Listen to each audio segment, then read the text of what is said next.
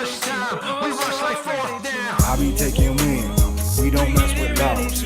I be taking wins. We don't mess with laws. I be taking wins. We don't mess with laws. I be taking wins. We don't mess with laws. We been on that paper chasing all that fashion. We been on that paper chasing what you ration. Been in the grind now. We ready for prime time. Ready for shine now. Be ready to get smile. On the rise, all eyes up on us now. Blast off spaceships till the touchdown.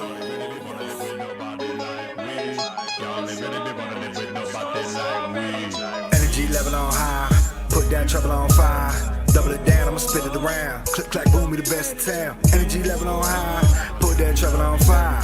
Double it down, I'ma spit it around. Click, clack, boom, we the best in town. I started off the lowest point in life, though. I started off the lowest point in life, though. I started off the lowest point in life, though. I started off the lowest point in life, though. I started off the lowest point in life, though.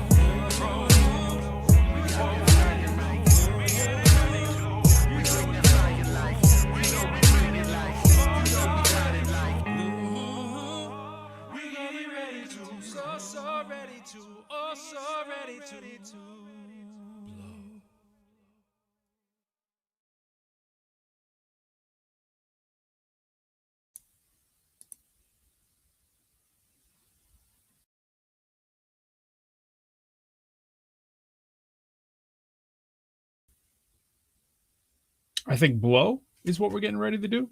Ha ha! Yes, indeed. What's going on, y'all? It's the Pro Show. Says the ProQuo Show, but you see it's just Pro right now. So it's just Pro hanging on the ProQuo Show. Just chilling. We here on another Friday night. They just fly by. No matter what you say, I'm sticking to the fact that they fly by, y'all. I don't even understand how it happens. Because right behind me, you see that lyrical. But do you see below that? I don't know if you can see that. That's the Halloween one from my man D-Rock. And Halloween has come and gone, right? It's November. It's starting to feel a little chill in the air, depending where you are. It started to feel like fall here in the DMV. That's where I'm at. People in Boston, if you don't know, if you haven't watched, living in the DMV these days. And, yo, it feels a little cold. You know what I'm saying? It feels like, all right, I got to break out the Northeastern Huskies paraphernalia here with the hoodie. Got to do it. It's actually feeling like winter's right around the corner. And before you blink, here's what's going to happen.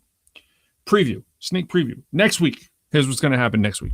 Let me tell you. Let me turn this up too. Yo. 1 2 1 2 1 2. Here's what's going to happen. Next week, Veterans Day. Some of y'all got that holiday. Schools, right? I think it's on Thursday this year, right? Salute to all the veterans. Veterans Day is going to come. Bang. You go right into the weekend, right? People are going to be milking the weekend because it's Thursday. You know what I'm saying, right? Before you know it, you're going to be in the teens of November. Then it's going to feel like you got another week. And then Thanksgiving is creeping right up there. And then it's officially, Christmas time. And we back to, by the way, when we started the ProQuo Show, kind of officially here on hiphopcitizen.com and all the other places that we at. But shout out to Don Juan, by the way. But yeah, it'd be like a year.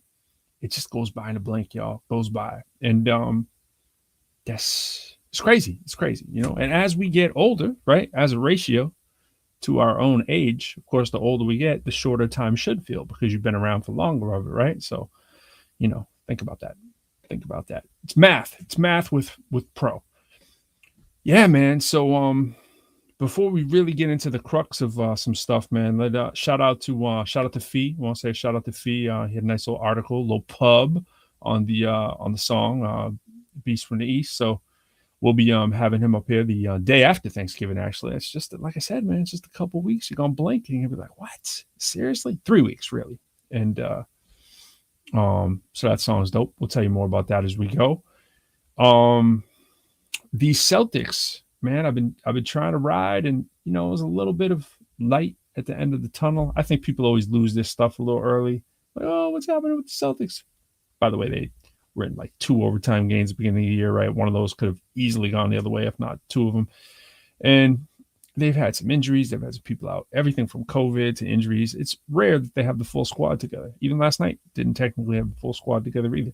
But you see things look better when they have some key pieces together. They got to gel like every other team. So I'm not really losing it. I don't know if you are, but I'm not losing it. And I pay to watch them. It's not like I'm in Boston anymore. I got to pay to watch these guys, you know, most of the time in my little $100 app. So if anyone should be losing it, should be those of us who are paying to watch the green and white. I was at a basketball event the other day down here, and there was some people rocking the Celtics gear. It was interesting. You see it everywhere. You see the Celtics gear no matter where you are. So I'm feeling good about that. By the way, let me just check something over here on Facebook. Or shall I say Meta? I don't know if I can say Meta yet. I was going to put out an announcement. Everybody from Boston and the MC circles will know. I was going to say announcement. Facebook changes its name to DJ Daz. But I thought that would go over some people's head. And I'm sure right now it's going over some people's head right now. But I'll have to break down what that means. We should have a contest. If anyone knows what that means, like you win something. I don't exactly know what it would be that you win.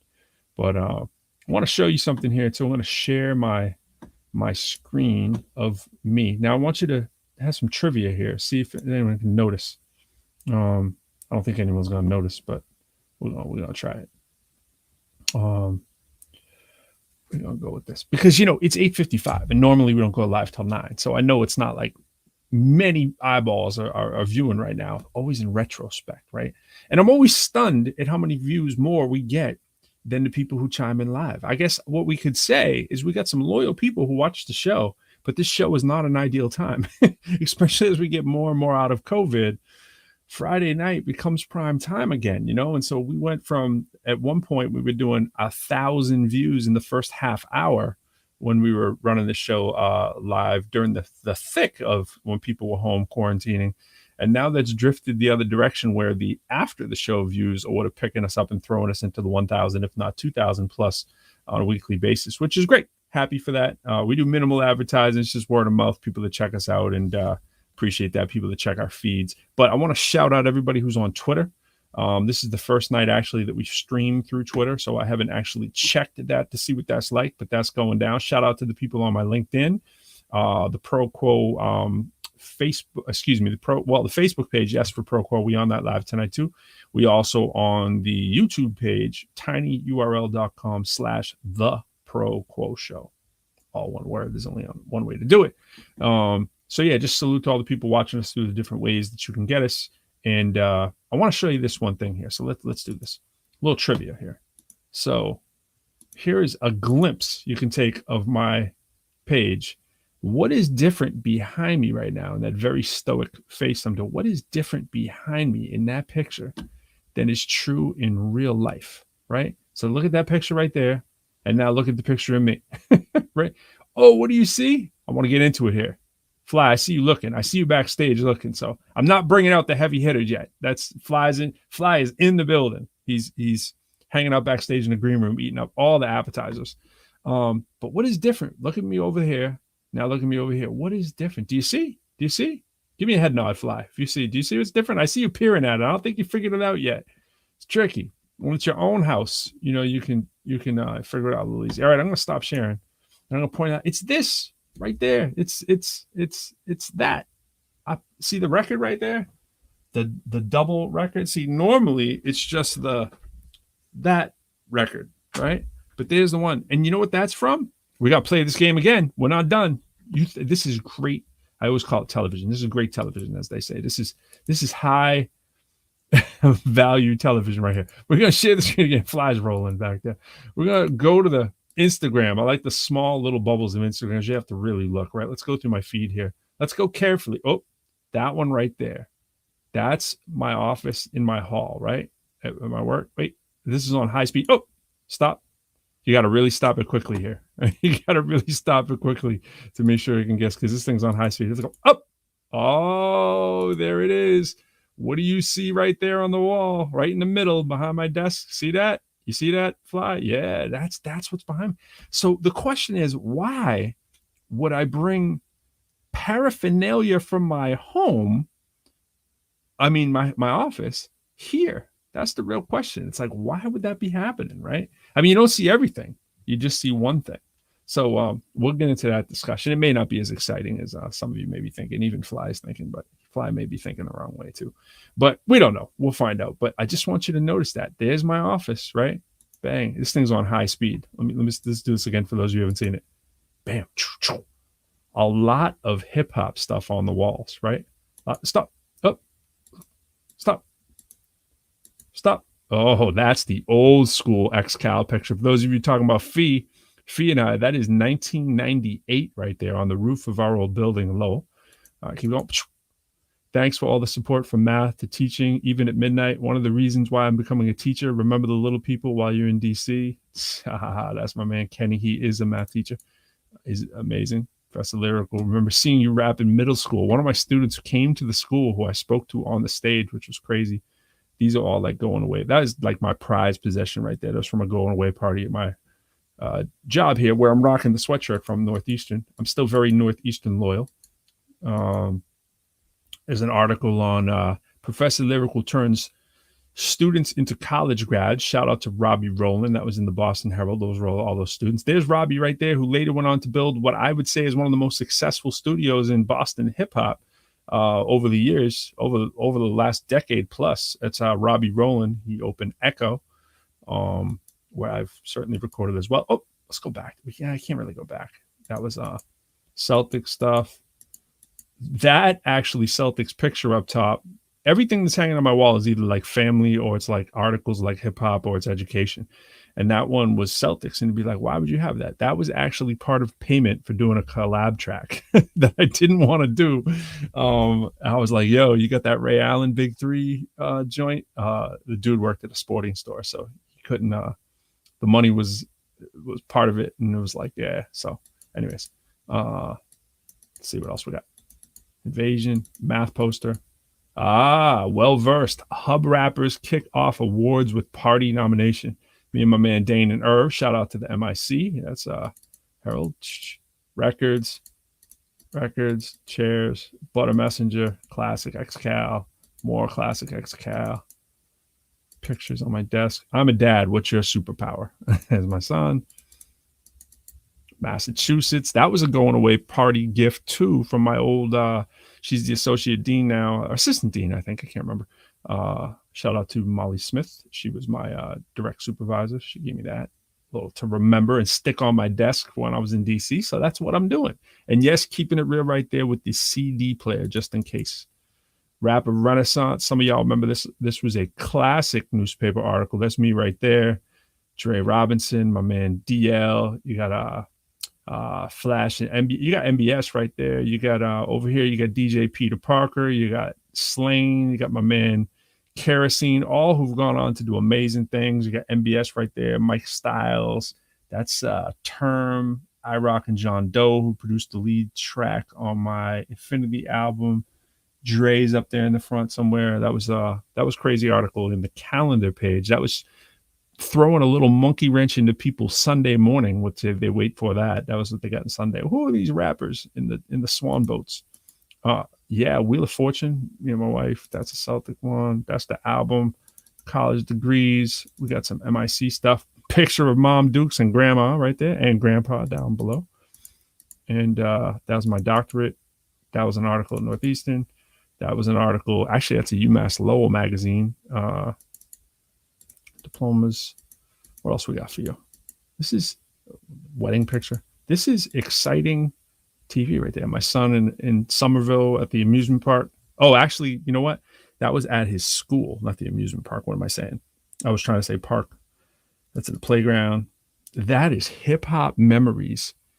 That CD right there was the first time I ever appeared as lyrical as a solo artist. I was coming out of the Lord Plord days, and that was M3. See right there, it says featuring lyrical Lord Plord. So the first time lyrical appeared on some kind of album officially. And man, Corey Robinson, who's running for city council, is on that as well. He's part of M3. And Joanna, wow, that's crazy. Jet Black. Yeah, so that's that. It's always cool to go through these.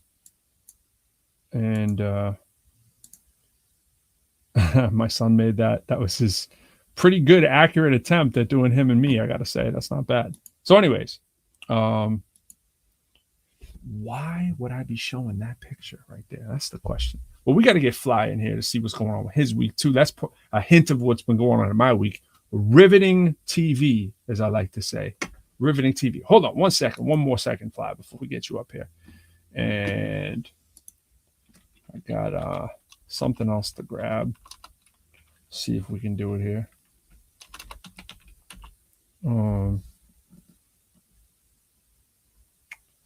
Let's go to this. Yeah.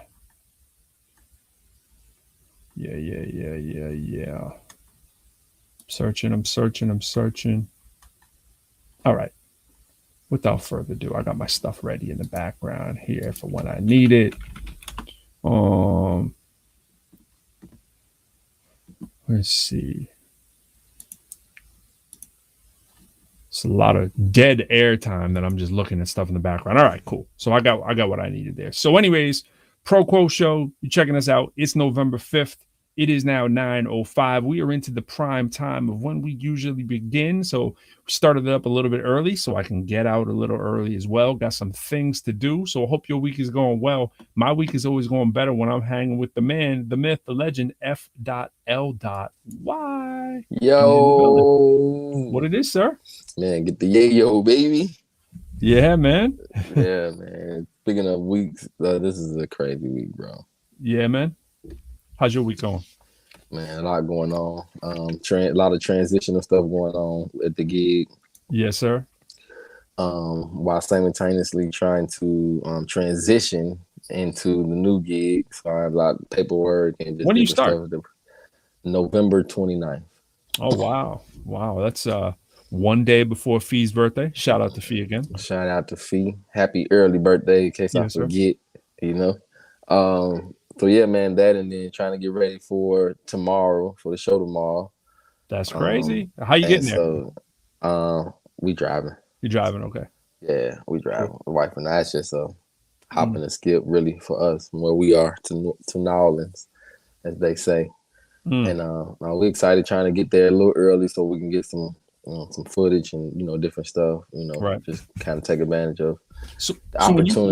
When you got a whole house full of people, and when Daddy hits the road, is there like an assignment list of what people got to do in your absence, as for even if it's brief? Or so is it like, it depends. The routine, like how's this work? It depends on the situation. Like with tomorrow, of course, everybody's rolling, right? So the event itself is all ages. That's right. Welcome. That's right. That's right. So of course, how we roll. My music is clean and inspirational. So that's going to be a great opportunity for the kids to tag along. And to be honest with you, bro, my life's dream is to travel with my family, do music, and do ministry. My whole family is into like missionary work, really just being to help people that may be less fortunate, volunteering, feeding the homeless, just kind of like the stuff we're into. Of course we have financial obligations, so we're working, but that's the dream, man, to be able to take my wife and my kids on the road. Because if you don't feed the fam, you could be feeding the homeless. You know what I'm saying? You see what I'm saying? I could be being fed with the homeless. It's the gas mask theory, right? That's what I'm saying. You gotta put yours on first before you help the rest, right? You know what I mean? And so that's the plot. So when I get ready to go somewhere, normally, wifey usually just takes over. These recent years have been a little bit different. Earlier this year, she traveled as a nurse, so she was excited about being able to do that. Usually it's the other way around.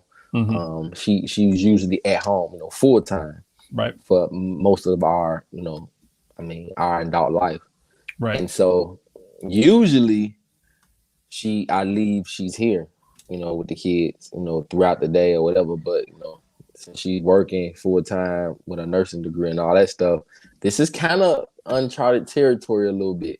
It's kind of uncharted territory a little bit. So, meaning that you've not taken the whole fam on the road to a show, right? Right. Okay.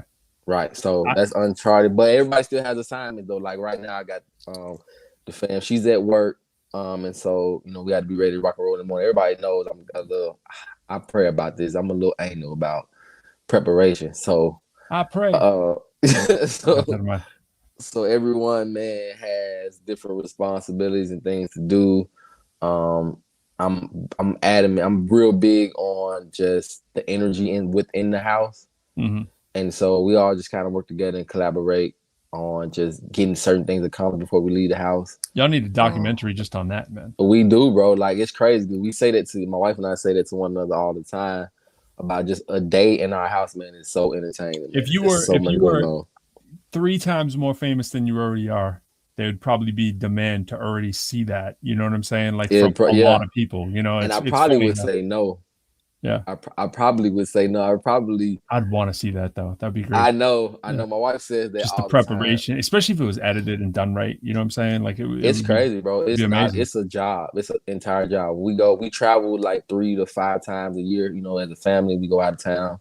We got a big trip coming up for Christmas. That's our Christmas tradition. You know, we have not really done the buying a bunch of gifts for the kids, making Christmas lists and Santa Claus. We don't really do that. So I allow them, the children mainly, to say like, "Hey, Dad, let's go here for Christmas this year," and so they look forward to it every year. They all into it. Which is where?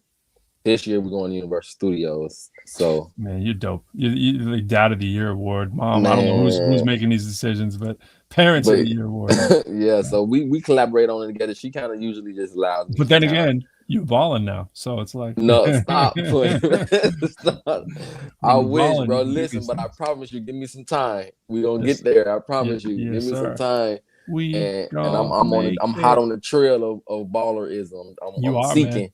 I need about comfortably, man. I need to try like at least triple my income, and I could be cool. Because I said in one of my songs, man, you can have the fame, bro. I have no desire to be desired all the time. I don't want to be at everybody's venues. I don't want to be on the road all the time with just for other people. I don't mind traveling leisurely, with my family. Yeah. This is part of what I wanted to talk about anyways. You're coming right into my fly trap. We should do a section called the fly trap. And so I have to confess, right, is that since I've been here, I've talked a little bit about this before. Since I've been here, when we get into fame, people seek fame, power, money, prestige, all sometimes for the wrong reasons, right? Yeah. And it's funny when you have a taste of that and then it goes away, which is what it's been for me coming here, right? So I come here and nobody knows who I am, right? And not to say I was the biggest celebrity in the world, but you do get used to going into public places and everyone kind of knowing you, or at least a lot of people knowing you, especially in your home neighborhoods when you do what we do kind of stuff, right? And so especially when you have projects out or something big's coming up, everybody wants to be everybody, right? And I'm on the record, I have very few friends. I have thousands of associates. Yes, but thousands of associates of people. Like my contact list is insane. You know what I'm saying? And it's like, but I haven't really kept up with it. I haven't really pruned it as well as I should. But that's another discussion. But coming here, the anonymity of coming here, in terms of, and again, I'm prefacing this like I don't mean to make it like paparazzis follow me, anything like that. It's certainly not like that. But there's something to be said when that goes away, what it does to the ego, right? Because you don't want it, and I'm on record saying that too. Like I like to be able to go do what I want, not be bothered. However, when you're used to being bothered a little, and it goes away, you're like, So it's funny. I always am doing a temperature check with that. And I think I may have told you this personally, not sure. My son started getting irritated by it, right? We go to the Galleria a lot. That was his favorite spot, right?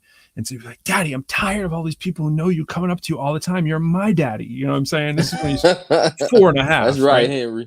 He's like, he goes, I don't like Professor Lyrical. Everyone knows Professor Lyrical. He's like, everyone's lyrical. He goes, you're my daddy. You know what I'm saying? And so he started getting real offended. When he was old enough, start going to the mall, you probably would see 30 people in a trip to the mall sometimes, right? Other times you get right in, you might see just a couple of right? But sort of when you're like really in the middle of it, right? You can say like that, and that's a lot on a little kid, and so you don't think about that, right? So we get here and I'm like, we're saying it with my wife, I'm like, he's gonna love this because I don't know a soul out here, Wouldn't you know, the first trip to the mall we go to the Lego store to try to convince him that the mall is going to be cool and he's going to like it. We'll like take him right into the Lego spot, right? Yeah. So walk him right in there. And the dude goes, "Are you Professor Lyrical?" The dude working there, he goes, "Yo, I got your album." He's like, "Oh my God, I can't believe you're here." And he didn't even know where I was from. So to him, he was just meeting me, and I'm like, funny story. And my son is like, going, "Ah!" But that was such a one-off. You know what I'm saying? That was such a what a coincidence, man. My wife had one of those stories last night where she was at Taekwondo. She was I won't tell her whole business, but long story short, she was like explaining what she did, and then she was like, they were like, "What did your husband do?" And he's like, "Oh, you met him. He was here earlier. I saw him." And she was like, "And he's a rapper." And she told him, she goes, "Oh my God, I know. Oh my God, I know him." You know what I mean? So, but that's few and far between here. You know what I mean? But there is something to be said about, like I threw out to you, if you were 3 times more famous or whatever. Yeah. I think it's funny in our head. I think no matter what level we're at, we're always like, man, if I was 3 times bigger, that would be a little out of control. 2 times bigger would be dope. Would be dope. Yeah. Like I can always be twice as big. You know what I'm saying? But 3 times big is like, that's right about at the threshold, depending on where you currently are with that. But yeah, it's just funny, man. It's just funny what we want and desire versus what we really need, and our ego is so strong. It's so strong, especially in hip hop, right? Especially in hip hop. So for me though, I'm of course my interest or into hip hop or my lane is a little requires a lot more humility than just a traditional hip hop artist. A lot of my content is specifically about transparency and humility and just putting someone else before yourself, which is not how I was raised in hip hop. You know what I'm saying? It's all about the MC. There's a several level of confidence that comes with being an MC, and it has to exude in your lyrics and you're God. You know what I'm saying? That's the mentality. So in this particular phase of my life, I'm glad to know that I was able to get over that hump and really just approach it to just simply be grateful just to be a part of the industry. You know what I'm saying? And so and I had the experience throughout my 20s of being just so family oriented. So that's my foundation and my structure. You know what I'm saying? Like there's probably 100 scenarios where I'd give up hip hop, for my family. So, to be able to maintain that family orientation is very important to me. So it's like, man. And shout out to Quo, because he's dealing with the same stuff. You know what I'm saying? The same stuff, man. You just need that time with your family. My family means more to me than anything on the planet. And so I don't want to ever compromise that. And there's a level of it where, they're like, "Well, daddy, X, Y, and Z." Most of my traveling in my 20s came from training, opening restaurants and, doing stuff like that. And so they come see me and visit me if I was somewhere close enough for them to do that. And they was always happy to see me and just like, "We miss you." And it was just, and we all have 1 or 2 kids, man. So it's a lot to be away from home. And, I know my wife's here, she's holding it down and she ain't complaining, but I know it's a lot. Yeah. And so I don't want to leave her on the island. So we talk about that still, like what we're going to do. First thing she said, man, we talked about this, my wife's like, she's involved. So she's like, "Okay, so I'm coming with you. You know that, right?" Mm-hmm. you headlining, baby. You got. She's like, I'm coming, right? Yeah. She's so like, there's a fine line. I say this to artists all the time too, and I get it with you, like what you're describing, like the way you serving God and you in a congregation really, and just in sort of the larger mission in general. The missionary really is the whole embodiment of what you're doing. But I would say this to most artists. I say this objectively, standing back as someone who never liked that either. Right?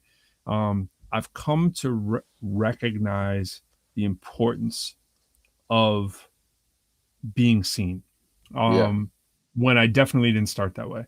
And here's why.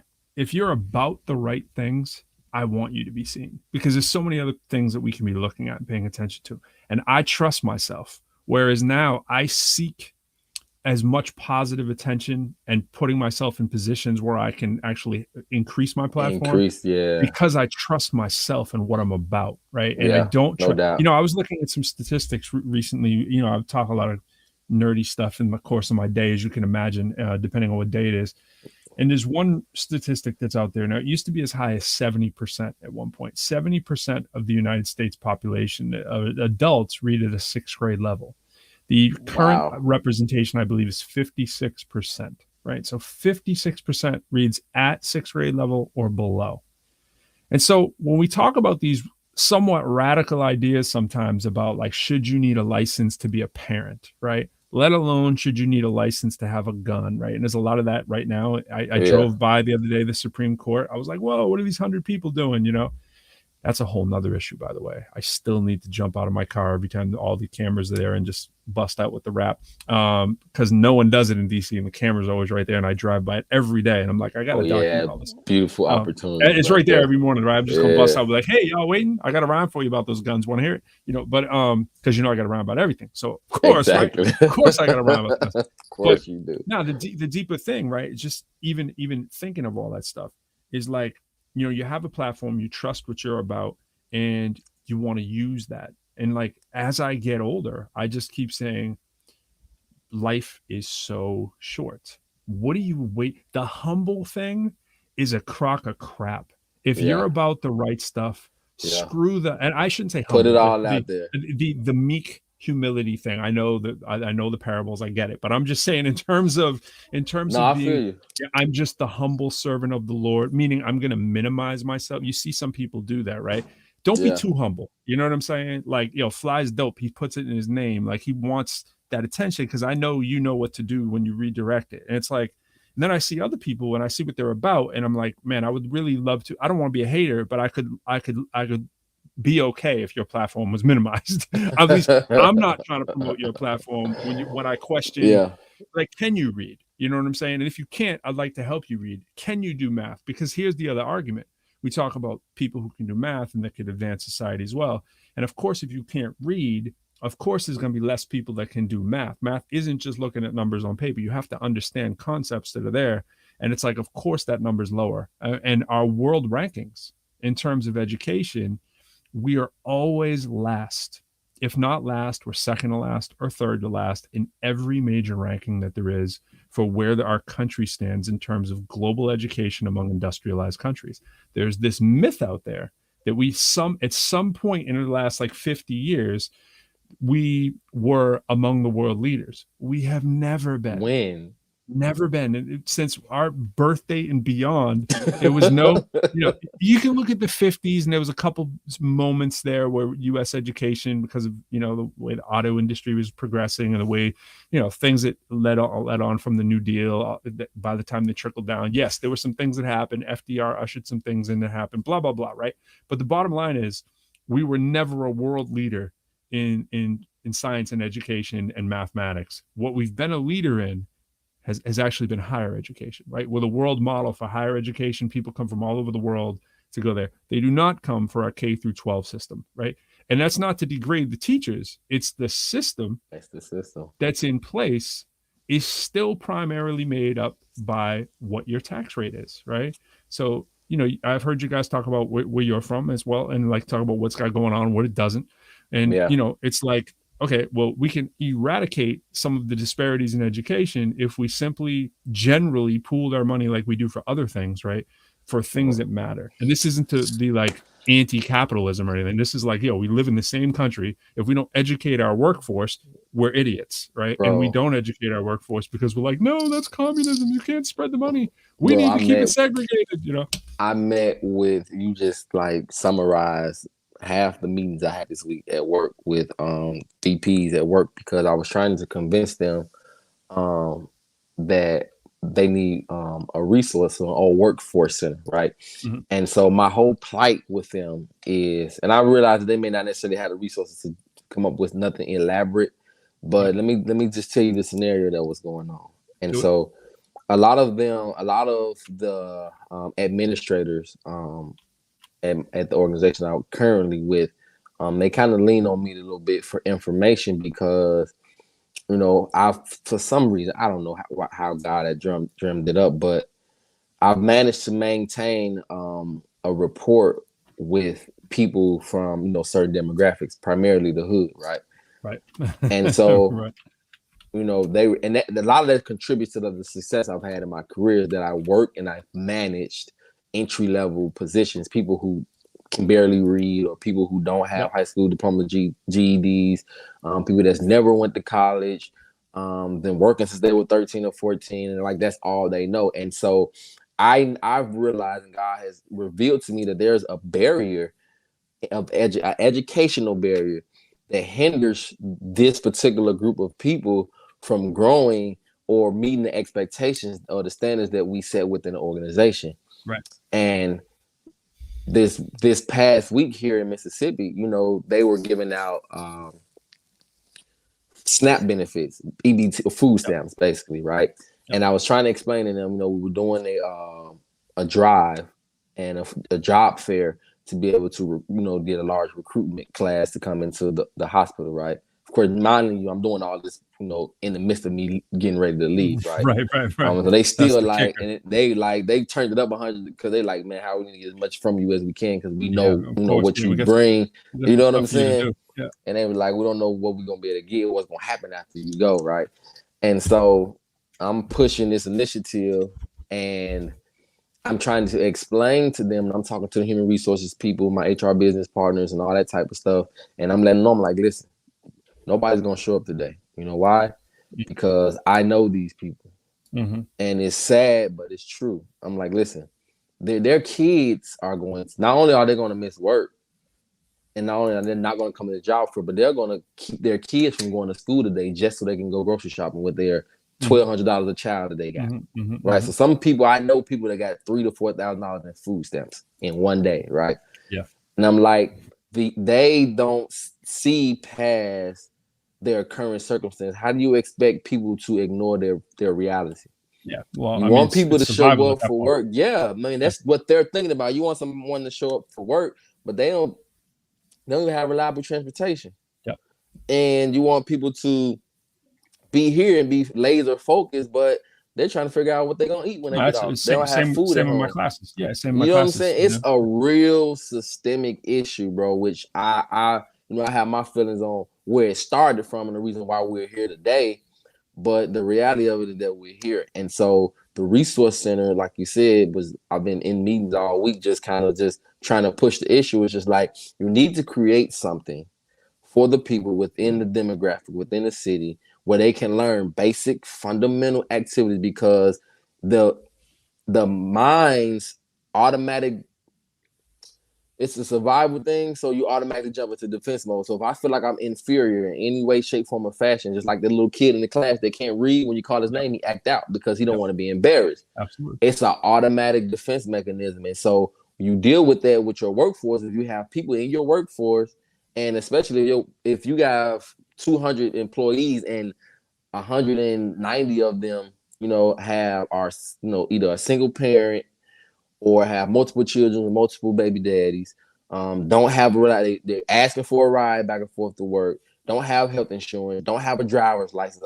I know this for a fact.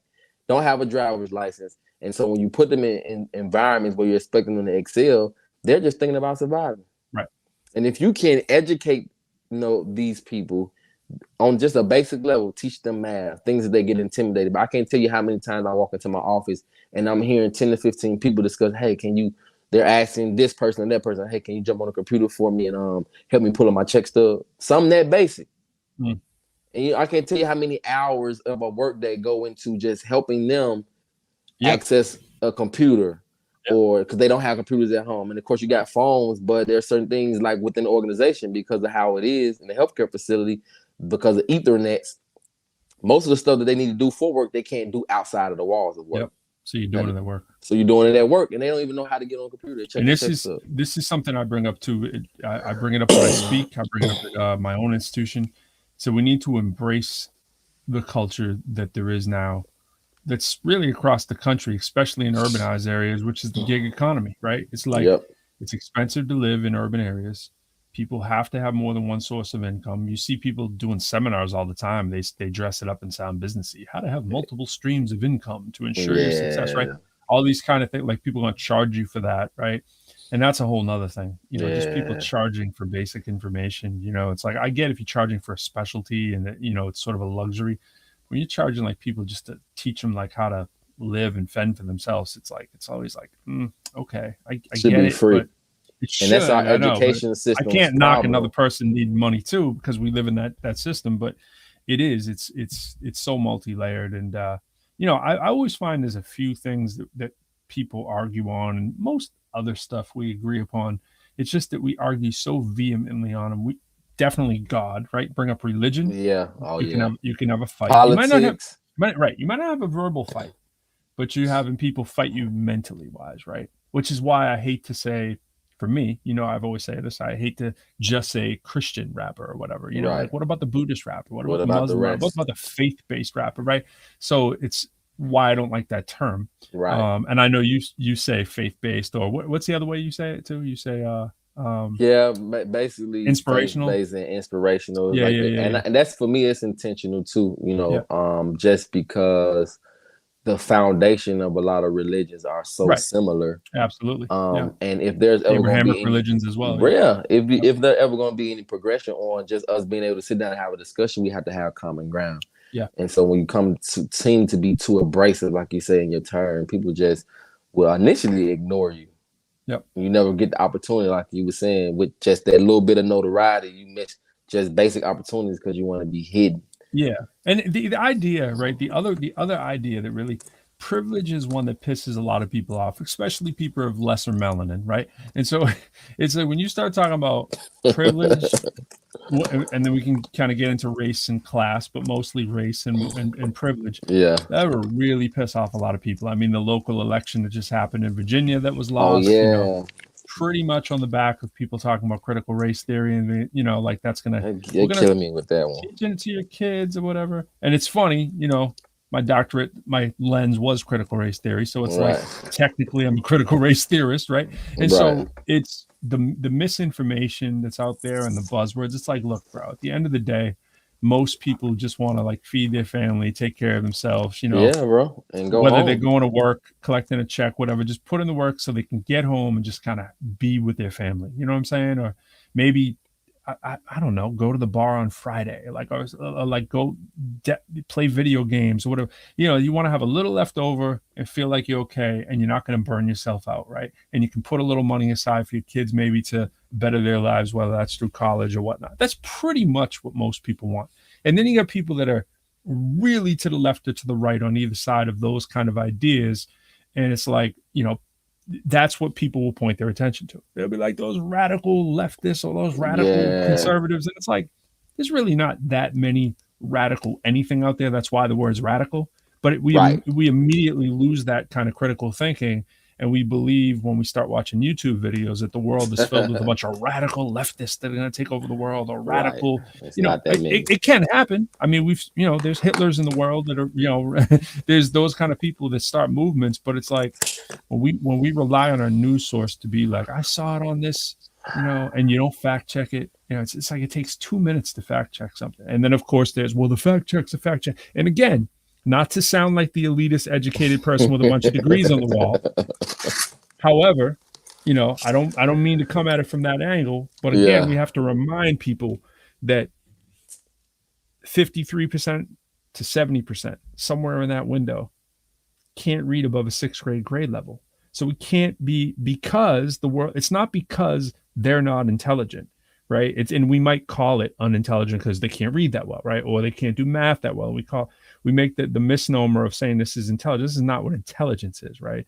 I would be the first one to say that we have all the same intelligence. We all have the same ability. We have life circumstances, like you said, that become survival, that we need to spend our time doing outside. And what's so easy for us to do is pat ourselves on the back, and you should be proud of your achievements, right? But not at the expense of other people and making them feel inferior. Like, I'm proud of the work I had to do what I did, but I also acknowledge the massive amounts of privilege I had over most people to be in a situation where even little things like the job I got while I was in college afforded me the opportunity to give myself my own education on comparative world religion. Man, I read the Bible cover to cover while taking notes, right? Because I was in an environment where there was nothing but religious and theological books all around. All around. There were also books on Buddhism. There were also books on, Hinduism. I'm reading the and all that. Bhagavad Gita. I'm reading these things that I never knew what they were. And this is when I was 18. I did this job from 18 to 22. And that's all I did when I got there, and wrote rhymes and did my homework. So those are the three things I did, and occasionally watched TV and ate snacks. But this is what I did for 6 hours a day, 3 days a week minimum. So 18 hours a week, probably about 2.5 of that was spent doing homework. Probably about 10 of that was spent writing rhymes. And the rest of the time was left over, I'm reading comparative world religion and taking notes, right? And the thing is, it was like, no one had ever told me at that point. I couldn't believe all the similarity that there was between the world's, major religions, right? I was like, oh, the Abrahamic religions are all essentially the same in their foundation, right? Yep, foundation. And like this idea that Muslims demonize Christ. So I was like, no, Christ is a revered person for Muslims, in Islam. It's like revered, maybe not thought to be the prophet, but you can't knock someone for that, because when you really look at it, right, we even say things like Jesus Christ superstar, and we try to make him look like a Marvel character. In my opinion, we do. I mean, you read any book, and the savior of that religion looks like a superhero. That's a common thread. That's a common thread in world religions as well. Yeah. So it's kind of hard to make fun of somebody else's religion that essentially is doing the same thing. They're trying to prop them up in a good light too. So it's like bashing over these things is like, you got to take it all with a grain of salt. And it's like, I'm just interested in okay, there's major world problems, right?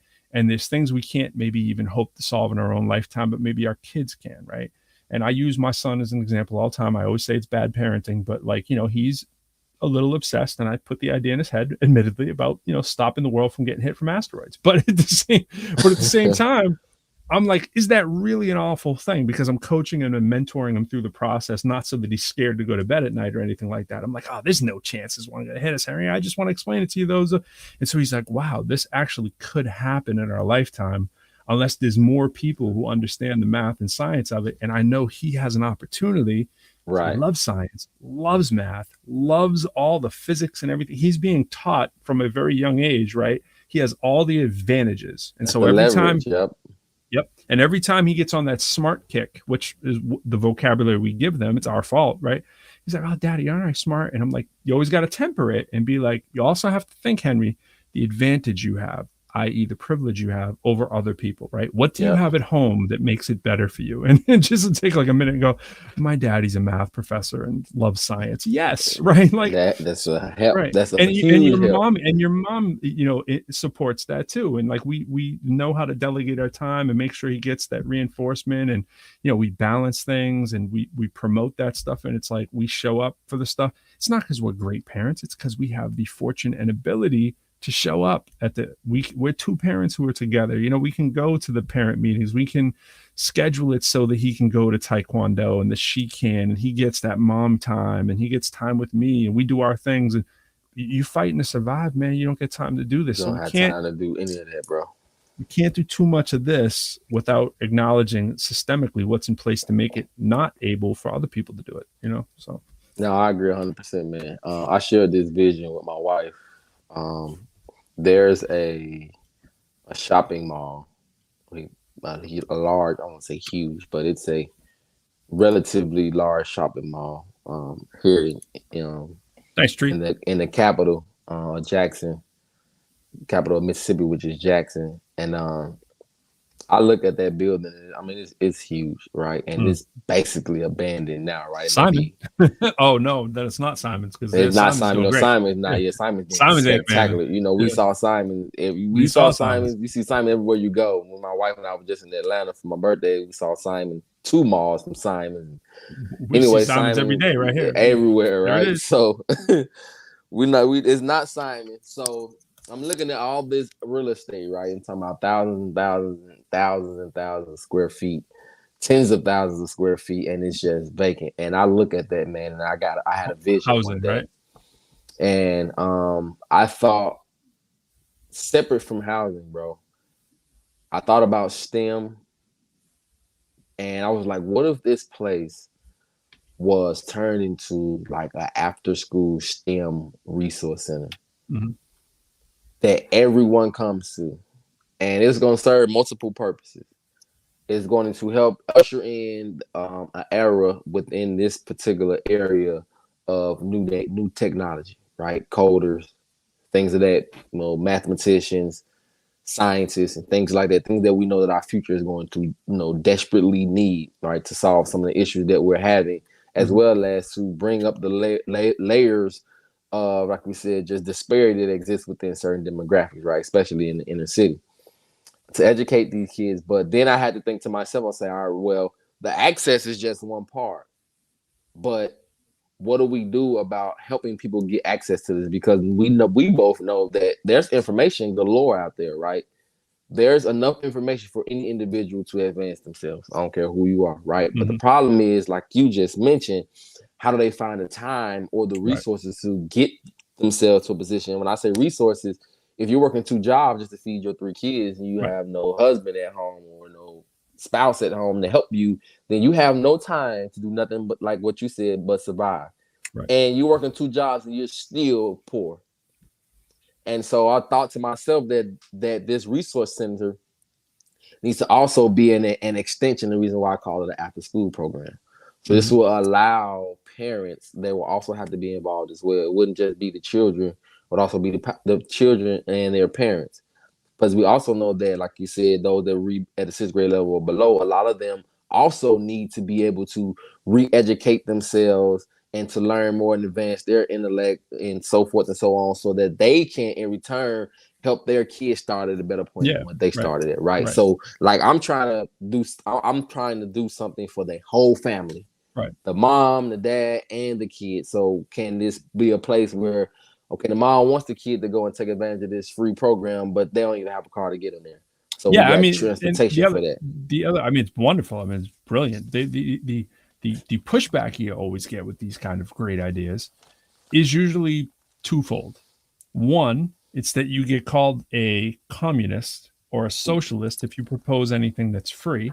So we use the name baiting, right? Because you use the word free. So we hear free and we somehow think, like, first and foremost, I'm a capitalist, right? Like, however, I'm a very critical capitalist. There are massive flaws with capitalism. It may be the best system, right? I'm not arguing that because we've seen limited evidence of systems that can replace it and do well. But that's not true everywhere. We've seen examples of some places, i.e., this is the Bernie argument, right? Democratic socialism, right, is essentially capitalism, but all the things that would benefit the public good are pooled, right? So it's like, can we not come up with a list of things for humanity's sake, right? The root of communism is community, right? It's not, we're trying to say we're trying to be Russia, the Soviet Union. That's not it, right? That's where people's mind immediately goes. We're trying to say that there are certain communal aspects. And communal, I think, has a positive connotation, right? But it's funny how communism is like, and it's like, I am no communist, right? Like, put it out there. Like, I like making money. I like being able to buy what I want, right? We just said it earlier. I like having, some kind of influence. And I get that from being able to achieve certain things and then redistribute my wealth myself too. I get the knock against it, right? Of saying, well, wait a minute, I want to be able to control my fortune. I don't want someone to take my taxes. Get it, acknowledged, right? But there has to be some, let's say 100 things we can write down on paper. There has to be at least, I'd say 20% of those things that we can all agree would help all of us. And the only reason I can ever find when I analyze the disagreement, when people want to have a staunch disagreement to this, is that subliminally or cognitively, like one of those deficiencies we're talking about, like you didn't get your education, you didn't go that far, and so you've never had a chance to explore deeper ideas. I get it. That doesn't make you a bad person, right? It's just like, admit it. Like, just get the elephant out of the room. Like, yo, I'm really not all that educated on that stuff. I'm going to default to X, Y, and Z, right? That is kind of the idea of a republic where you elect leaders to do things as well, like people that have expertise in that. But we are so close right now in a world of where we don't believe experts and everyone's out to get us, right? That that's dangerous. But if you're in that camp, okay, right? The other side of the camp that you're possibly in is that you do have some sort of, and this would, like, you've been fed into the doctrines that have founded this country and other countries, like the Magna Carta, right? That have that whole manifest destiny, like it's our great hope as a people that we're going to conquer the land from shore to shore. It's basically and I know people don't like the word, it's racist, right? It's basically like this manifestation that the white Aryan pure race or whatever, right, will, the whatever the word is you want to use, it's our destiny to expand and conquer, and it's our God-given. And you see all this language and flowery stuff. Yeah. And when you read that so often, and you have a belief in your head that the founding fathers look like you and they're part of you, and that you start to buy into it, and everyone else is othered. And so there is some evidence there that we can say through, I don't even want to say historic evidence, because it doesn't have, you don't have to go far to at least from afar be able to point out and go, this person is clearly biased and doesn't see that the benefits that you've gotten in the situation that we have of this country are tilted towards people who probably look like you. Right. And just acknowledge that. It doesn't make you a weak person. It doesn't, just say there are some structural roadblocks that stop people who are othered from getting ahead. And by the way, that's what critical race theory is, right? In a nutshell, critical race theory is acknowledging the fact that despite what definitions people want to throw around, it's acknowledging that the laws that are on the books in this country have favored a certain demographic of the people more often than not. And that we want people to be aware of this so that we don't perpetuate. Wow. I was about to say, perpetuate. I was going to say perpetrate. Then I want to say, so that this continues, right? We just want to acknowledge it. So like, given the list, right? Here's a list. Would you want universal pre-K? Like, what would be your argument against it? Is that you think the money's going to be so fairly allocated that other people are going to get an advantage, right? And you hear this a lot. Like if you're in like a lot of purely Caucasian circles where you're hearing people speak freely, one of the arguments that you usually hear is, you never get a label on it though. People are real leery about what they say, but they'll say something close to this. Well, I don't want my money going to X, Y, and Z group, right? It might not be defined by race or something. It might be by class or something like that. I don't want my money going to those lazy blank, blank, blank, right? Right. Whoever you want to fill in, because you feel that this is just going to be a way for your picture of who's on welfare to sit home with their feet up on the coffee table to get rich off welfare, right? You're worried about that, but you're not worried about Simon, who owns that mall. Right, Simon, who's a multi-millionaire, right? I know we could get into the billions, right? But you're worried about some lady on the couch because of your racist ideology of who that is. And even if it isn't race, you've still fed yourself susceptible to an idea that is not the root problem. You know, the welfare mom idea that used to her slung around all the time, right? It's like, that's not what's holding the country back, because when you look at the funding that actually goes to SNAP, like you were talking about, as a piece of our budget, and then you look at military, right? It's clearly not the priority, right? Or when you look at what we fund other countries, right? The money that we fund other countries is mind-boggling if you haven't actually looked at what we literally pay to other countries to make sure there's quote unquote peace. It's not welfare moms in the hood who are, because a lot of times it's welfare moms in rural America, right? And that's a whole other argument. So it's like these ideas that people don't want to say out loud that they have about who's taking their money, and they don't trust their neighbor, and they think that people are trying to get over on SNAP payments. Okay, if you are, then you know what? You need the SNAP payment. You know what I'm saying? Like, it's like, I'm not worried about that. It's not enough, and it's not enough, bro. No matter how much benefit they think people on welfare get, it's still not enough to even come out of poverty. The other side, I get the argument of people who make just around the border of what it will be to get these payments right now from the federal government because of COVID. I get it, right? Like, a lot of people like, yo, I make just over the threshold, right? And now I'm not even eligible to get that extra money. And then people get mad and they punch down at the group below them, right? Well, at least they're able to get that money. And it's like, you're not thinking correctly. When you start thinking of the group below you, right? And you're worried about the group below you coming up on you, there's something weird there when you're not willing to look at the person who makes 30 times more than you, and you think your enemy is the person who makes about the same as you. You're missing the boat. You know what I'm saying? And it's like, yo, get that communal thing to happen. Get free childcare for your kids, right? For everybody's kids. And we'll start to level the playing field. And who's that going to come from? It's going to come from the haves, not the have-nots. We're not trying to tax people who aren't making that kind of money. We're trying to tax the bracket that no one wants to complain about, which is And the doesn't pay top taxes. 1%. They don't pay taxes, and if they do, they pay at an incredibly lower rate. And the arguments Incredibly against lower. it are weak. I mean, in my opinion, the arguments against this of not taxing that tax bracket are weak. There's plenty of billionaires on record saying, tax me for that.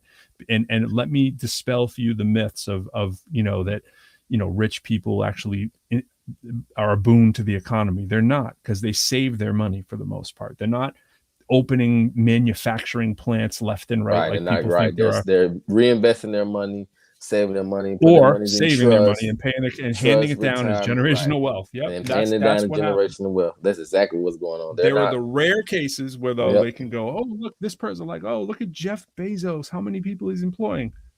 I think he should be, because he's the richest man on earth. You know what I'm saying? Like, Jeff Bezos shouldn't be your argument.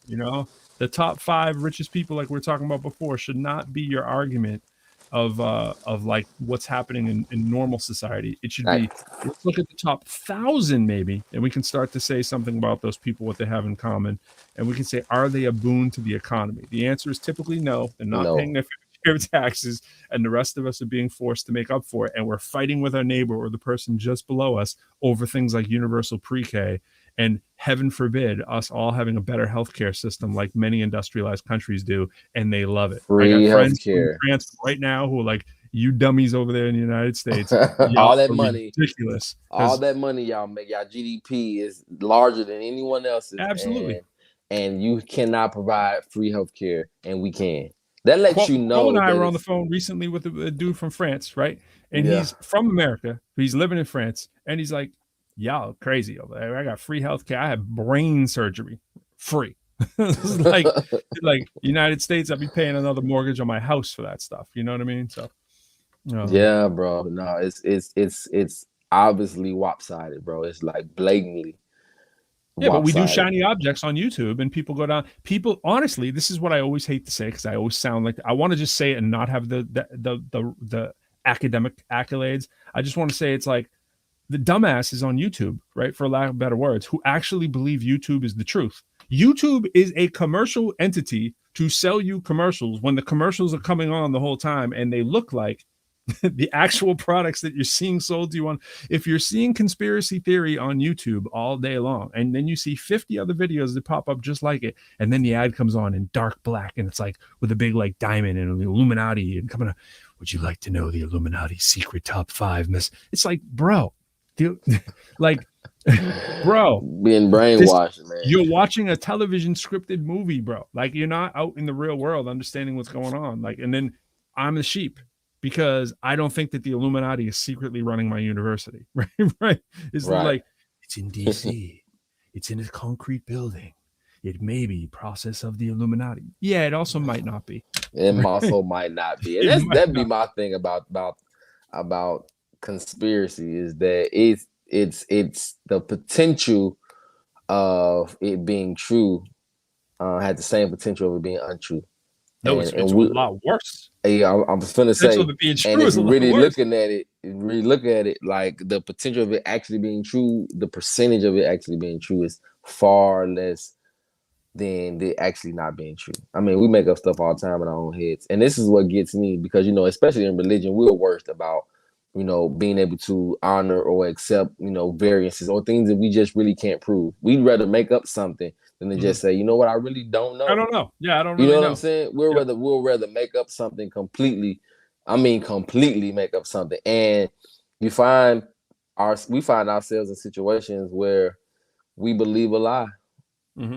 We'll find ourselves in situations. The majority of our lives, I am pretty sure that we're believing a lot more lies than we think we are on any given day, right? Especially self-included. Especially for a faith-based country, for us to believe that there's a big guy in the sky that's in control, but then somehow some group of guys is really have managed to overtake control. You know what I'm saying? So if you living by faith, like, what does it matter what these group of Illuminatis or elitists I have going on? My faith is in God. Like, so there have always been people who will conspire against us, right? There have always been groups who have tried to subvert power, and that goes on. I'm not trying to say that doesn't go on. People, that's human, right? There are humans who are trying to get over. Most of them think for good reasons, and I'm not one. This may go against what most religious texts would say, but so be it. I don't believe in evil. I actually don't. I don't believe that there's, I mean, when someone does something that's evil, that's evil. But I'm saying, like, I don't believe there's some entity of evil floating around, right? Yeah. It's like you choose with your free will to do what it is you're going to do. And there's a reason for why you do what you do. The reason may not appear to us. Someone could walk in and just go buck wild crazy right now and just mow us down, right? With a machine gun, right? The thing is it could have been substance, or it could have been substance that they were fed in their head, or it could have been the substance of stress working out, right? There's a reason. People don't just go buck ass wild for no reason, right? And we like to convince ourselves that the evil has done it. Yeah, I get it. We can call those things evil because objectively it's pretty hard to say somebody who comes mowing people down is not pure evil. But it's evil because of something. When that little baby was born in the crib going, go, go, gaga, it was not evil, right? It was not, it didn't get the amount of love that it needed so that it didn't turn to the dark side, right? So, but the dark side is not like some collective group sitting over there. Like, and I'm so tired of when I hear, this is the thing when I get into like debates with on, I'll get into the theological kind of stuff where I have, this is just my opinion. People are free to interpret how they want. The biggest trick the devil ever picked is that he didn't exist. It's like, no, the devil never made that his trick. There was no trick. The devil, first of all, the literature on the devil is a whole nother topic. Bro, right? It's crazy. Yeah. It's a whole nother topic. Right. And by the way, Lucifer is a dope show, but, you watch Lucifer? I have not. A little bit. Show's so good. And now God is in the show now too, so it's pretty wild. But spoiler alert. And I saw the Eternals by the way tonight. So yeah, it's just like this whole thing. It's so easy to point, just go, it's the devil made me do it, and blah blah blah. Yeah, I get it metaphorically. I'm not with that. But metaphorically, I get what you mean. But come on, man, take some ownership that you did. You know what I'm saying? You and your 100%. Dumb friends became the devil, right? I'll go with that, right? And it's like, or you became susceptible to. But I get it. I mean, it's like I use Lowell all the time as an example. We all got trapped cities in our life, and it's like if you got a city that has high unemployment, low wages, relatively high cost to live there. And crime was going to be high on every corner, gun stores, plenty of guns in the street, a drug epidemic, right? Close to the border, right? Able to dip away into the surrounding suburbs or get over the border, use water, whatever, all the things you need to do, weapons problems, blah, blah, blah, many languages spoken, right? And you're going to have a recipe for a city to become a city where people are going to turn to substance because there's no other alternative. There's no other alternative. Exactly, bro. And joblessness disparity, broken homes, broken families, single parent households or zero parent households, right? And mass homelessness and incarceration.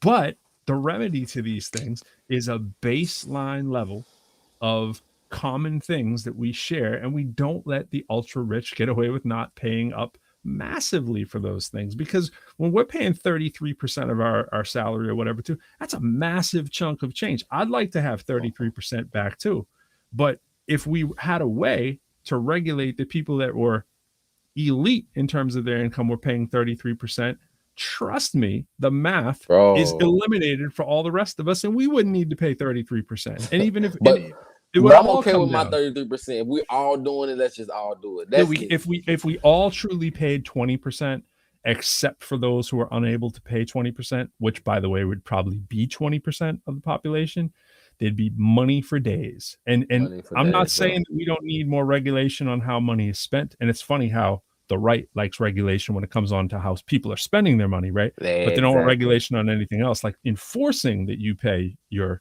20%. But even if everybody paid 20%, if everybody, and I meant no exceptions, right? Corporations aren't treated like people. Like, you know what I'm saying? Like corporations are paying their fair share that they should too, because they're turning a profit. If our corporations and our ultra rich all had to pay even 20% and couldn't claim their income as capital gains, which is where they hide it all because it's at a lower tax rate. I'm just saying, if we could get companies to stop paying 0% and pay 20%, it'd be a win for everybody. We'd be fine, because their 20% of $1 billion is a lot more than your 20% of your $35,000 a year. Exactly.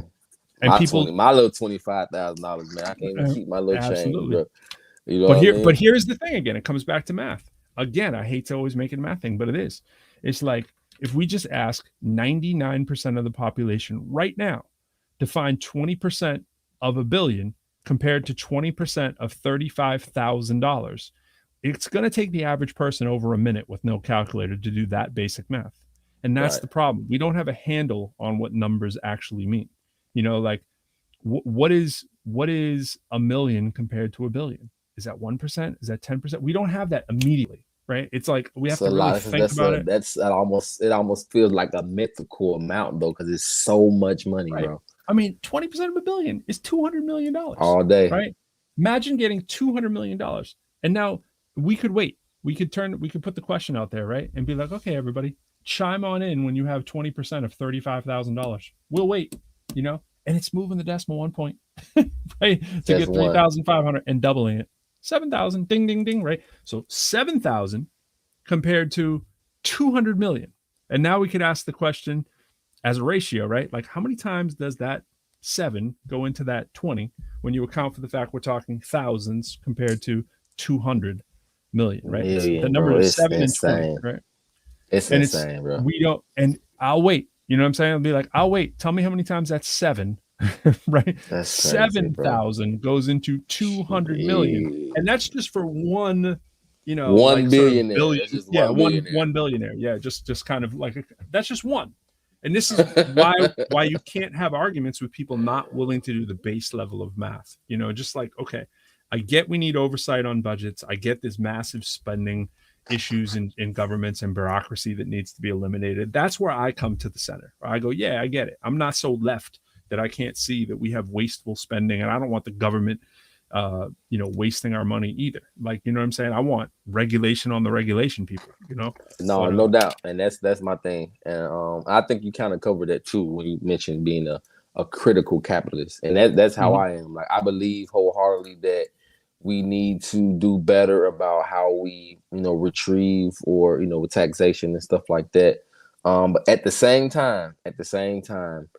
If we're going to collect this massive amount of money from people, which is, as you know, part of the argument why people is like, I'm not paying X, Y, and Z amount of taxes into a system that's just going to waste it. So it needs to be a regulation on the regulation on the regulation. Right. You can't argue with that because there is a lot of flaws in capitalism and we need to figure those out too. And if we're going to make a case as capitalists, and we're trying to tell other people they need to fix their problems, we need to fix ours first. And I feel like that makes a better case when you're approaching situations like that. All right, so let's fix the issue that's currently at hand.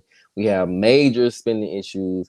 You guys basically black out certain bill approvals so that literally to cover up the details of how money is being spent. Like, that's how you know you're trying to hide something. Like when you have procedures within your system that says like, hey, this certain information we do not reveal, like the details about how money's being spent. That's how you know there's something to hide, because Senator Sue so-and-so has a cousin that owns a paper business and all the government's documents are printed on paper from his company, but we don't want nobody to know that. So we're gonna hide and that's not conspiracy, that's just fact. This is factual check this stuff. Out.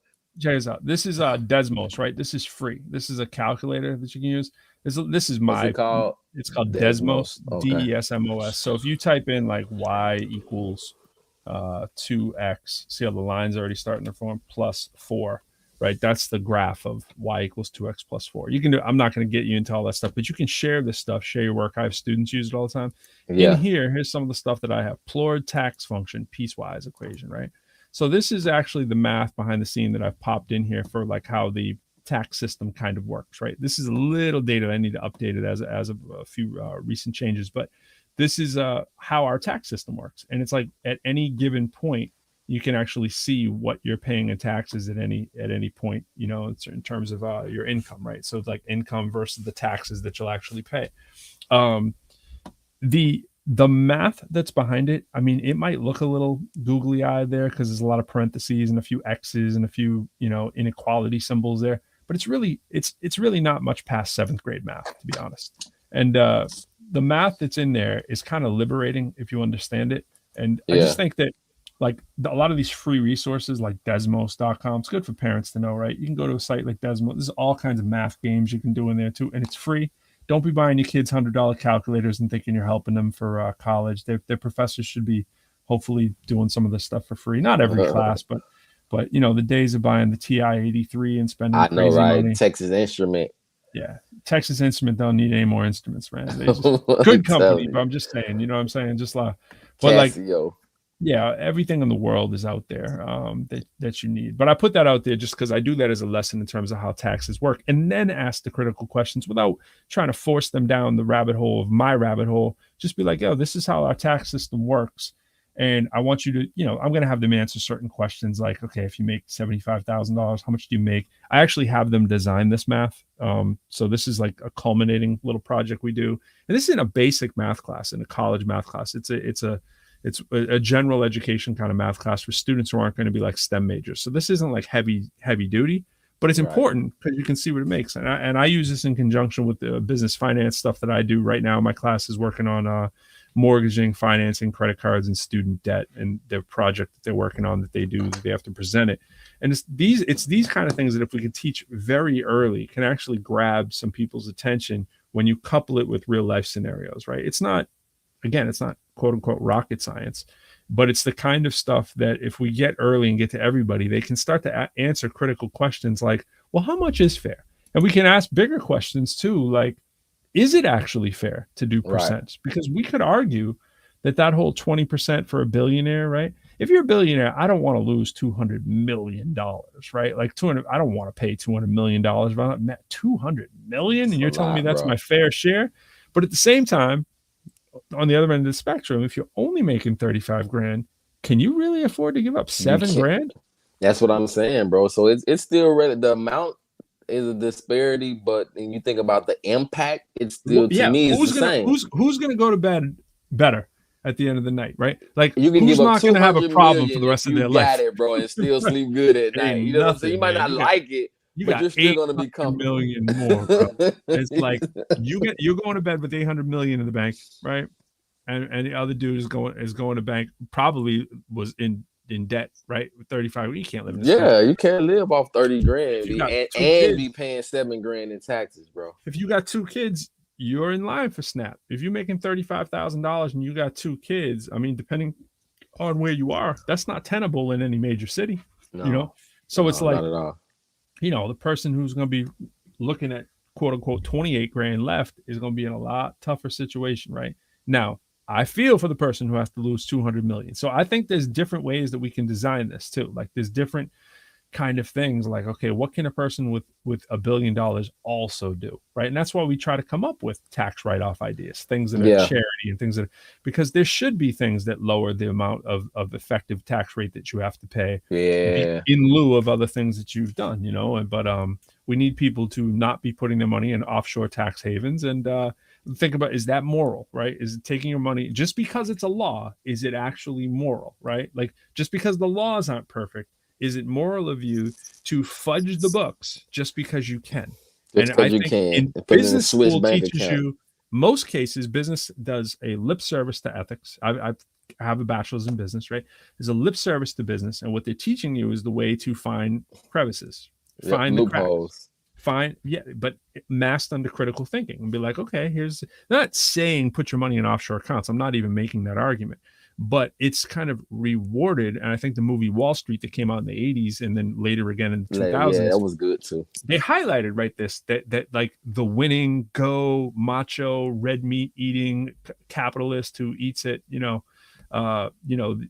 these kind of over the top kind of places that Michael Douglas was essentially playing Donald Trump in that movie, Donald Trump of the 80s. And Donald Trump, I think in turn, actually with that movie wanted to be Michael Douglas. Greed is good, like the bigger my yacht, the more I'm winning kind of thing, the ridiculous over the top inflated, like you should probably feel weird about yourself if you have this much money kind of money. Right. And, what are you doing with it? Like, how are you making the world a better place? And as opposed to, I need a bigger yacht, a bigger yacht, a bigger yacht. I get it at some point. We're trying to achieve and overcompensate for things at some point, right? But at some point, it's like someone's got to come in and say, you know what, bro? You can't have $1 billion and pay no taxes and have all your money in an offshore tax. And isn't it crazy how, you know, people who actually come up with inventions to actually improve, and I'm not talking about unnecessary improvements. You know, we have technological advancements in our society that we could live without, and it's made a lot of people, you know, like mad rich. And so I think that we also need a system in place that has a greater reward for people who will create things that, or systems that improves, like, you know, the light bulb, refrigeration, electricity, you know, stuff like that was life changing. Like, I don't even know where our society would be without inventions like that. Those people have been rewarded handsomely because, like we said, man, you know what Edison I'm saying? Turned into GE, man. General Electric. Yeah, but I can appreciate that. You know what I'm saying? Because he actually made a contribution, a great contribution that we all have benefited from. But I kind of like stolen a few patents along the way, and you know what I'm saying? May have fudged a few things here and there. And some other people don't. Oh, yeah. So there were some people, very important people, that didn't get none of that. No credit. Created Usually, we know what those system. people look like too. Yeah, they never get rewarded for being the first one to do the brain surgery. We know the whole Alexander Graham Bell issues, right? The young man that really made the phone. I can't think of the gentleman's name that invented the device or the mechanism that allowed the light bulb to even be created. Yeah, as we know it, did not look like Thomas Edison at all, right? No, Thomas Edison was just basically, and who knows how many other ideas he got from other people, but because he had the influence and the resource, you know, he got the anyway. So, and that's another topic. That's a whole another issue. So I'm trying to figure out in this particular theory that we have about, you know, taxing those that the uber rich or whatnot. Of course, you know, we sympathize in some way, or empathize, however you want to put it, with people who have to cough up, you know, multiple millions of dollars. I think that's a little tough. But in the spirit of that, you know, you regulate the spending. But what you often find, which is what we're seeing right now in the midst of the pandemic, because of logistical nightmares that's going on with, like, let's say, supply chains, you know, so the chicken is higher. At the end of the day, when you do things like this to affect the bottom line of people, Charlie, when you start to make decisions that affect the people who are not accustomed to spending X amount of dollars on taxes, bro, all that happens is that ends up getting passed back on to the consumer.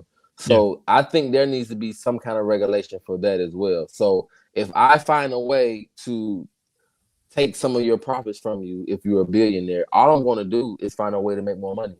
And the way I do that is either, you know, offer less benefits to my employees, which we see stuff like that happen. The benefits and stuff start to get higher and higher and higher. Organizations may pay less, or the 401k plans, the match programs start to change, drastically change, or, you know, the groceries get higher, or the gas gets higher, or the good cost of goods go up, and it's constant inflation, right? And so there needs to be a regulation for that as well, so that when we start to figure out a way to get more money out of people who should be coughing up more money, that they're not in turn passing that back on to us to have to spend more money so they can make more money. What up, LD? Bro, we can't hear you, man. No, I muted him because his thing was, I think he's walking around, so his mic is live. Yo, there he is. What's good, man? What's good, my guy? Man, I'm still here at 10:10, man. I don't know what I'm doing, man. I'm trying to shut this show down. Trying to get out of here, bro, because I got to get to it too. But we can't shut down before the LD man checks in, no? Man, I just landed. He's ready for business. Yeah, I'm uptown right now, getting everything ready for fly tomorrow. So y'all listening within earshot, come on out tomorrow. We're gonna be here from 3 to 9, doing the thing. I'm making sure everything's right. Crossing the T's and dotting the I's right now, bro. Absolutely. I'm in the street right now, bro. And in case people aren't familiar and didn't watch the show last week, well, we gotta probably hip them to what it is we're talking about, right? So, we're not talking about that. We're gonna talk about that in a second. We're talking about that right there. Uptown City. Down. That's important too. Actually, yeah. Why don't we say that while it's here, and then we'll set the other one because I got two Facebook screens open. That's our fees thing I said at the top of the show. Granite State producer unites local hip hop artists. There's a little ProQuo in here too. Says Thanksgiving, November 25th. Fee, the Evolutionist, will release his new song Beat Over Beats on all major digital music platforms. Beast Over Beats is a collaborative project capturing some of the most gifted hip hop talent in New England. Yeah. All-star cast includes gonna be local dope. hip hop veterans, Pro Lyrical, J. Cocaine Cruz, the ProQuo Show, reaching over 80,000 fans. By the way, Hip Hop Citizens page that we broadcast on, they got well over 80,000 people there. So that's actually what he's referring to right Bro, there. which beast Shout are out to you, Hip bro? Hop Citizens. Can you tell us? What do you say? Can you tell us which beast are you? Can you tell us? Or we Well, gotta which wait? beat? Nah, you gotta wait. You gotta wait. Adding his witty lyrics and comic sensibility to the project is Detention. He's worked with Ack and Term. Detention's verse is followed by the rapid fire flow of a Lunar Landing, who's the resident MC at Yes Brewing in Maine. This is really very New England. Finishing the track with Authority's Cody Pope, the monthly hip hop host at Rage Cage in Nashua, New Hampshire. Holding down the hook is the phenomenal scratching of DJ Myth. He is a monster. A New Hampshire hip hop staple and DJ at Rap Night every Sunday at the Shaskeen Pub in Manchester. They do some good hip hop shows there, man. They bring in a lot of national names, a lot of veterans in there all the time. So that's that. That's that one. And let me jump out of that one and go into this other little thing right here. See this other little thing over here where we have. See if I can share it. And then we got this thing. Who's that? With the boogie, get down. Uptown Throwdown, 822 First Street in New Orleans. New Orleans, baby. LD can tell. LD, what's the weather like in New Orleans? 3 to 9 p.m. Wow, that's a long show. Headliner, your boy, Forever Lives Yahweh. Yeah, man. Drinks. That's looking J-Locks. Who are these people? We got D Fresh. You guys know these other people? Yeah, D Fresh is he's the DJ for tomorrow. Okay. J-Locks is a native New Orleans, Yep. New Orleanian. She's coming all the way from Atlanta. Mr. Kate 500 actually called us this morning. He's got COVID. So obviously he won't be there. Okay. And my guy Spizzy had a family emergency, so he won't be there either. So it's more time for Forever Lives Yahweh. Absolutely. I'm gonna take my time with this. If I can dip on in, we can do a couple joints. But bro, I'm telling you, bro, you're just as close here as you are to Boston. Hey, you tell me that all the time, man. I appreciate that geometry, man. Yeah, man. You just one flight. Either way, you just one flight away, bro. I'm gonna revise that whole math class they do. When you're flying with wind and blah blah blah, in 2 hours. I'm gonna say when you with fly in a plane and you're traveling from DC to New Orleans. How is it closer than DC to Boston? Let's everybody work on that one right now. Yeah, man. The answer is it's not even close. The answer is you're just one flight away. No matter how I am one flight away. You're right. Hey, and LD proves that, man. LD's only one flight away. LD, how was your flight? Did you drive or fly? No, I just drove down. I drove down. You're one car drive away. Yeah, one car drive away, brother. How many? One car drive away, brother. Yeah. How many hours was that trip? Like 3 hours. It's 3. It's 170 miles.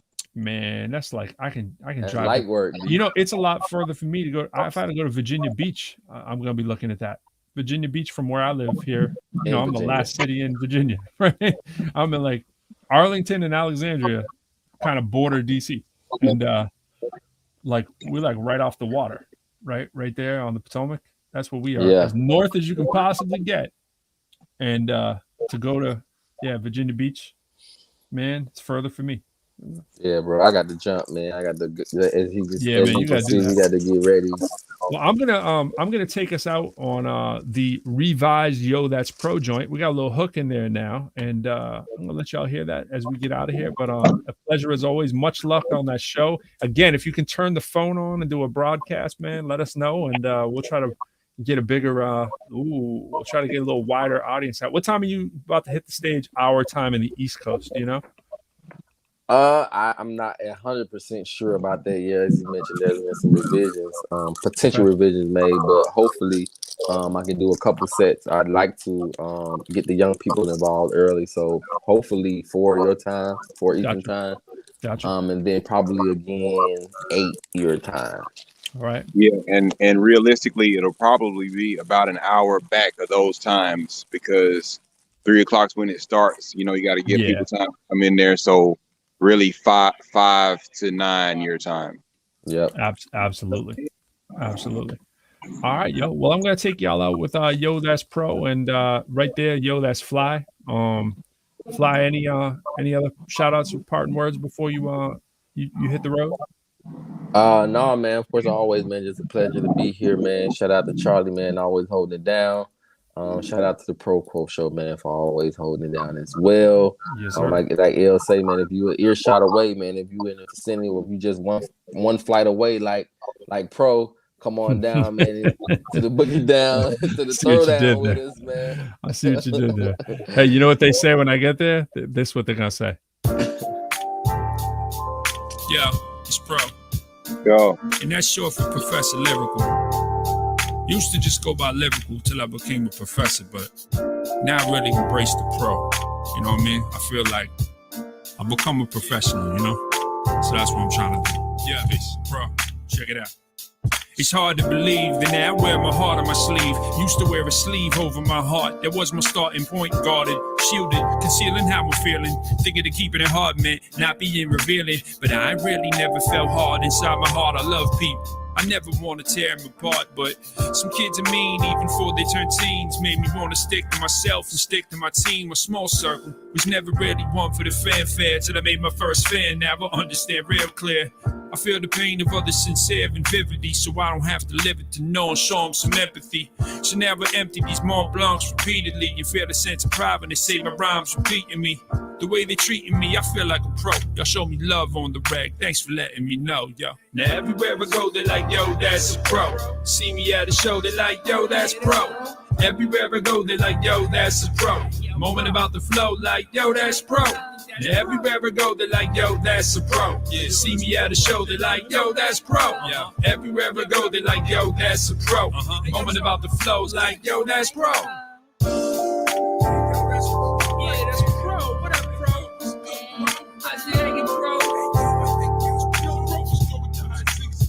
Yeah, they say sales and streams make MC successful, but I put bars over numbers like repeating decimals. Some be so stressful, down deep they rest, so I just try to keep it peace before it seeps in my temple. So I freak the beats when I speak, peaking the decibels, would never set up an average. I'd rather reach incredible levels, inevitable. Y'all should peep my schedule. You'll find me eating vegetables at several Greek festivals. My dear partying, not like the rest of you. Didn't get this lyrical by doing what the rest would do. I never rested, dude. Son, I got my lessons too. College professor, call me mister, cause respect is due. I got a question, dude. If you could only spit one verse, would you rhyme about yourself or uplift the earth? Would you lie about your wealth, gross and total worth? Before you lie about yourself, face full of dirt. I think you done some dirt. You done when you was a kid. You wish you wouldn't have done, but you did, and it's done dead. Son, kid, I ain't trying to act a holy father, but if you think you nasty as Nas, I'll son you old dog. Everywhere I go, they like, yo, that's a pro. See me at a show, they like, yo, that's pro. Everywhere I go, they like, yo, that's a pro. Moment about the flow, like, yo, that's pro. And everywhere I go, they like, yo, that's a pro. See me at a show, they like, yo, that's pro. Everywhere I go, they like, yo, that's a pro. Moment about the flow, like, yo, that's pro.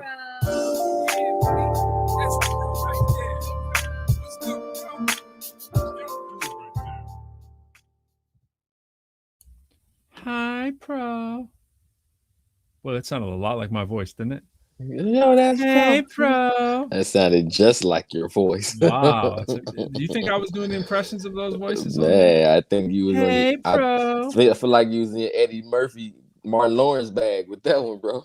I definitely was, man. I can't fib on that one. There were no extra voices on that track, but pro. Hi, pro. Yeah, man. That was fun. All right, Joe. You know, I had one other thing I wanted to do before we get out of here. I don't know if I have it. Oh, yeah, there it is. We got to shout out. Sometimes, you know, I just forget to shout out some of our most important people right here. And you see it on the bottom. You see it right there. That's the official sponsor right there. It's Half Drank. Is it drunken? Drank? Drinked? It's It is the simple truth. And the simple truth is that water costs too much money and it's harmful for the environment when it's in bottles like these. But still, we support with vapor distilled water. And you know what it says? With electrolytes added for taste. So the unofficial, official sponsor. Shout out to Simple Truth. And Simple Truth, you want to holler at your boy? I'll make sure to drink one of these at every show I do for the rest of the year. I think it only costs about 5 G's. About 5 G's. That's a bargain price. And you know what?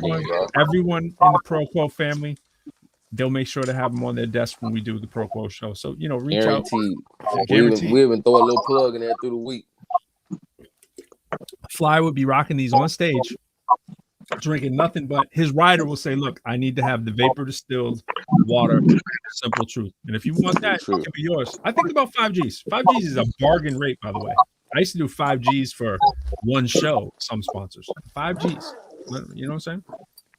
Yeah, that offer is good through the end of the year. I like that, LD. LD coming through with the business sense at end of the year is not a lot of time. All right, y'all. Simple Truth, baby. Simple Truth is Fly's going to kill it tomorrow. Best of luck, people. And let us know. Take a lot of pictures, a lot of video. God bless, sir. All right. And Trina ended the show by saying, yo, that's pro. Yo. All right. Appreciate y'all. Take care. Peace.